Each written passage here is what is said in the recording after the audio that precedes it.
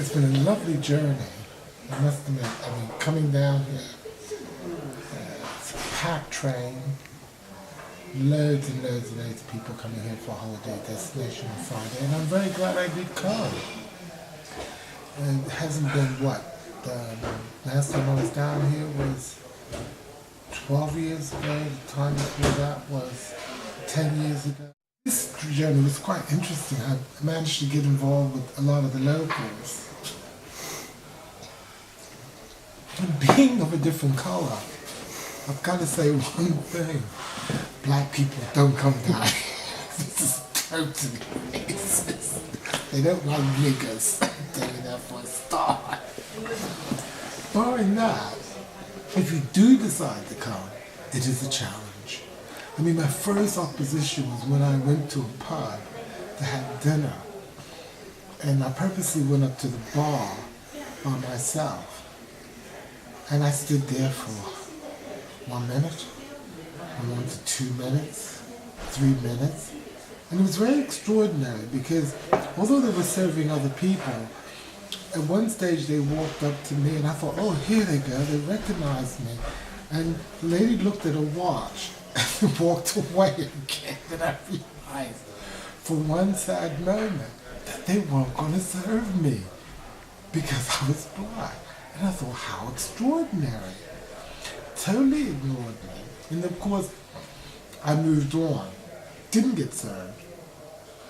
And I've got to say that it's not that they are, it's a funny type of racism because I think it's more fear.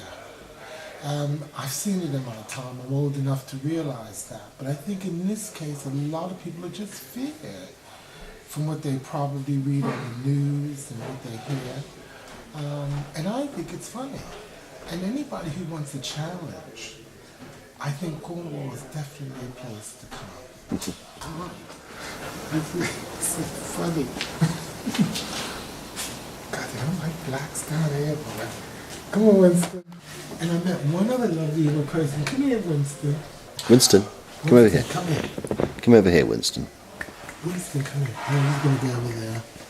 There we are. Oh, there you go. Get a shot of Winston. Right. Oh, look at it. Say hello. Cute.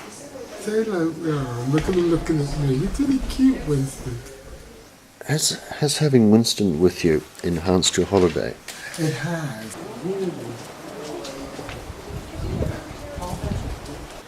Someone once said this to me as well. One of the best ways to endear yourself and to meet people in England, get a dog.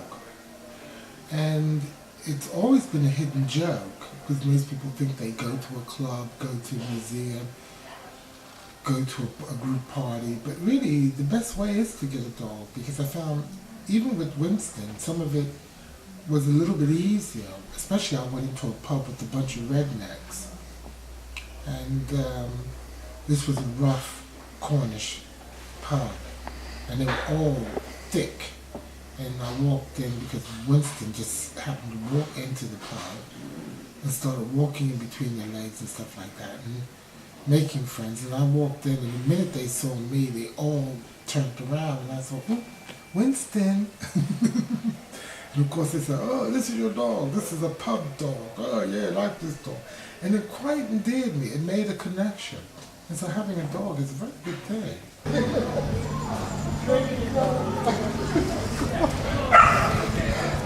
It's a drinking dog. He felt right at home in there. I think if you're going to actually come to a society that doesn't particularly like you, I advise people to get a dog. Maybe that's where those Chinese people did it wrong when they got thrown out of the Cornwall. They should have got themselves from Pekingese.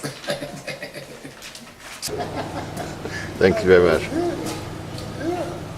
That's very good, isn't it?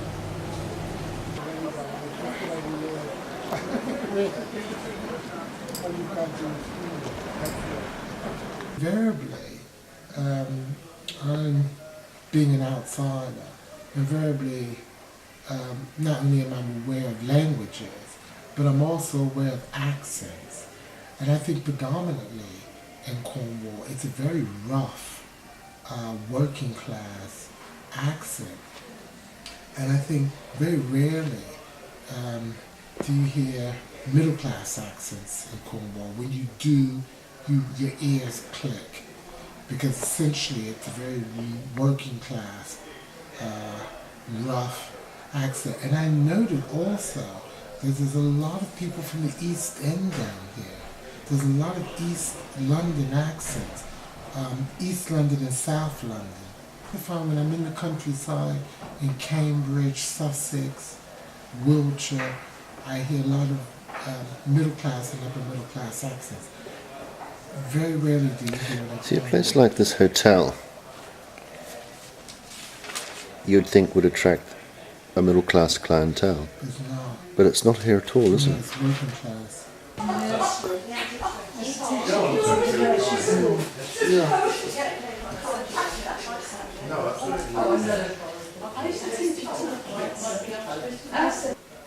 Very working class.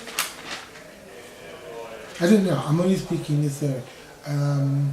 Maybe things are a little bit different if you went to St. Ives or Punjab, where you get much more tourists. But this area you get tourists too, but you tend to get a certain type of tourist. And the type of tourist that you get is essentially English and working class. It seems that this area is their haven. You don't get many Germans.